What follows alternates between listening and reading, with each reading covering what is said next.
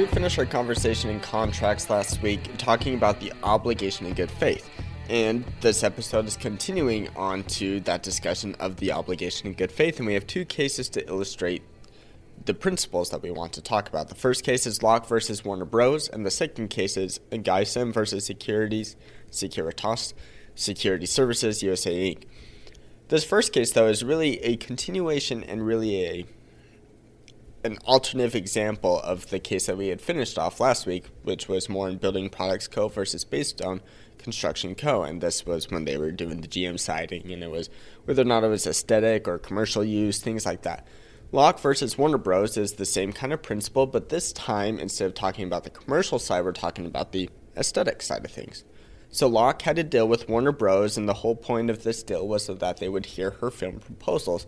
But Warner Bros. Had the opportunity to reject any of those proposals. Well, Warner Bros. Did reject all of those proposals, and Locke says that this was done with bad faith because of a deal that Warner Bros. Had with, can't remember the actor's name.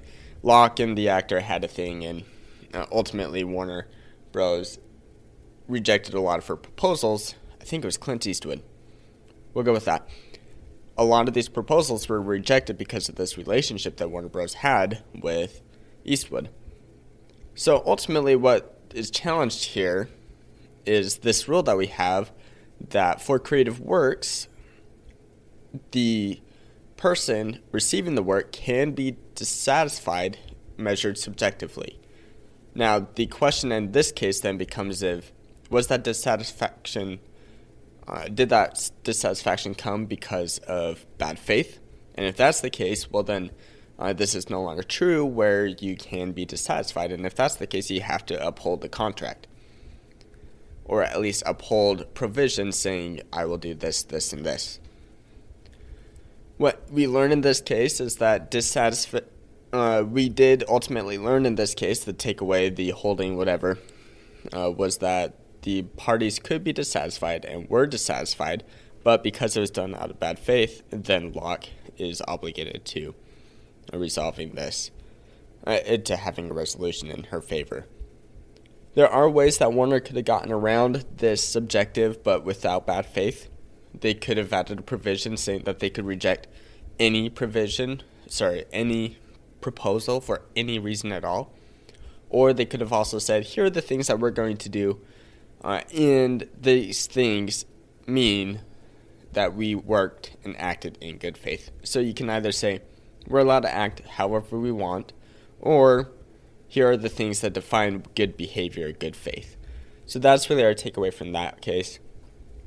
Geisem, our takeaway from this case.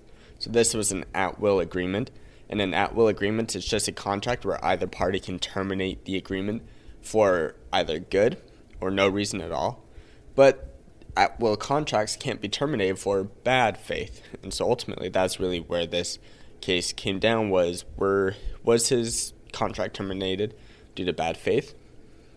Or was it good faith or no faith at all? And the way that you can prove that, like for example in the present case, you can show that bad faith actually happened when the commission, so to speak, was about to be paid and the termination happened just before the person was actually paid, and so that way the company is trying to save the money. That's a good way of showing bad faith. Another way of doing that is if you find some emails that say, we're going to do this, ha ha ha, and this is going to be the way that we want to do it. And that's another way of showing bad faith. So that really finishes up our discussion on the obligation of good faith. Ultimately, our UCC statutes for this is going to be section 1201B20. And that's our real big definition. And then there's a couple of other proposals that go into that as well, talking about the restatement 228. Have a good one. Bye. Thank you for listening to this episode of The Law Schoolers. Before I let you go, there are 4 things I want to say. The first thing is if you enjoyed these episodes and if you enjoyed the website, I would invite you to go and join Law Schoolers Pro. And you can do that by going to lawschoolers.com/join. It's a way for you to support us, but there's also a lot of features there that I think you will enjoy. Second thing is that nearly all of our episodes are unedited. The only ones that aren't are pre-law materials, and the reason for that is so you can actually see the legal material in its raw form as I'm learning it as well. The third thing is that the information contained in these episodes are specifically only for educational purposes.